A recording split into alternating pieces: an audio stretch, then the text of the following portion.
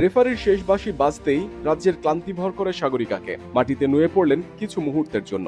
পুরো ম্যাচে অবশ্য দাপিয়ে বেরিয়েছেন, শুরু থেকে শেষ পর্যন্ত খেলে গেছেন ছন্দ ধরে রেখে। তার জোড়া গোলে অনূর্ধ্ব-20 নারী এশিয়ান কাপে বাছাই পর্ব জয় দিয়ে শুরু করেছে বাংলাদেশ। ঘরের মাঠে অনূর্ধ্ব-20 সাফ যেখানে শেষ করেছিলেন, সেখান থেকে যেন এশিয়ান কাপ বাছাইয়ের শুরুটা করলেন সাগরিকা। সাফে 3 ম্যাচে 8 গোল করা এই ফরোয়ার্ডকে ঘিরেই যে জয়ের ছক কষছিলেন কোচ পিটার বাটলার। সাগরিকা ছাড়াও গোলের খাতায় নাম লেখান মুনকি আক্তার।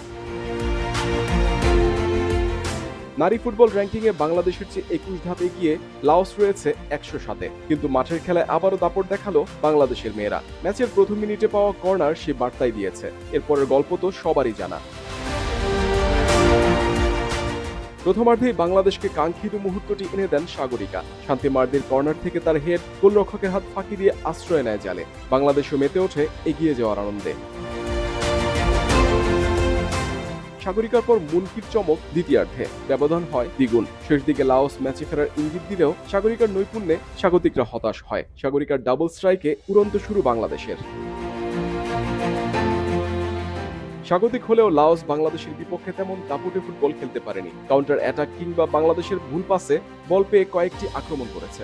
এফসি অনূর্ধ্ব-20 নারী টুর্নামেন্টের বাছাইয়ে বাংলাদেশের গ্রুপে অন্য দুই দল শক্তিশালী সাউথ কোরিয়া ও অপেক্ষাকৃত দুর্বল তিমুর লেস্তে। সাউথ কোরিয়া এই গ্রুপের হট ফেভারিট। বাংলাদেশের লক্ষ্য গ্রুপের রানার্স আপ নিশ্চিত করে বাকি 8 গ্রুপের মধ্যে সেরা 3 রানার্স আপ হয়ে চূড়ান্ত পর্ব খেলা। ফলে স্বাগতিক লাওসের বিপক্ষে জয় খুবই প্রয়োজন ছিল বাংলাদেশের। ফুটবলের মতো ক্রিকেটেও জয় জয়কার। টাইগার যুবাদের দাপুটে জয় সাউথ আফ্রিকার বিপক্ষে। ফাইনাল নিশ্চিত হয়ে গেছে দু দলেরই। তবে ফাইনালের আগে আত্মবিশ্বাসের যোগান পাওয়ার একটা লড়াই ছিল, সেটি পেয়েছে বাংলাদেশ অনূর্ধ্ব-19 দলই।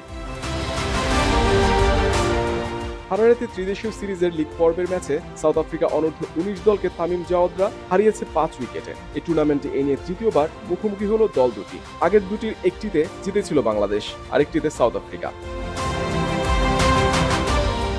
দুর্দান্ত বোলিংয়ে প্রোটিয়াদের 147 রানে আটকে রাখে বাংলাদেশ। 148 রানের লক্ষ্য তারায় নেমে শুরুতে ব্যাটিং বিপর্যয়ে পড়ে আজিজুল হাকিম তামিমের দল। তবে সামিউন বশির ও মোহাম্মদ আবদুল্লাহর ব্যাটিং দৃঢ়তায় শেষ পর্যন্ত জয় নিয়ে মাঠ ছাড়ে বাংলাদেশ।